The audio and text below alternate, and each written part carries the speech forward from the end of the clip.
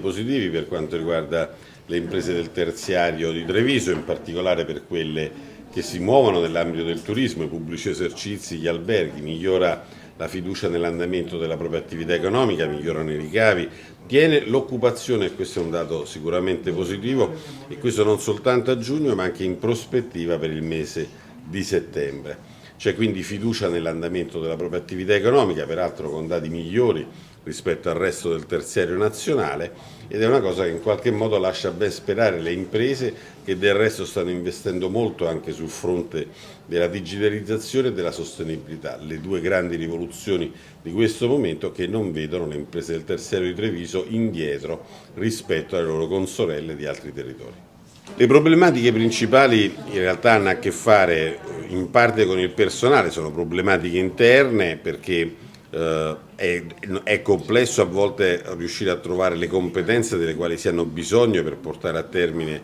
una rivoluzione come la rivoluzione digitale, ma anche quella green del resto, e dotarsi di nuove risorse, formare le risorse esistenti. È una vera e propria sfida per le imprese che però stanno affrontando. L'altro aspetto invece è esterno alle imprese, anche le imprese più virtuose però hanno a che fare con un sistema, con un ambiente economico e sociale che deve metterle nelle condizioni di valorizzare i propri investimenti. Se a titolo d'esempio la fibra, la rete internet ad un'impresa non ci arriva o non ci arriva con la velocità che dovrebbe, quell'impresa può fare tutti gli investimenti che vuole ma in qualche modo non riuscirà a farli fruttare. Di qui anche l'importanza di mettere nelle condizioni le imprese di valorizzare gli investimenti che intendono fare.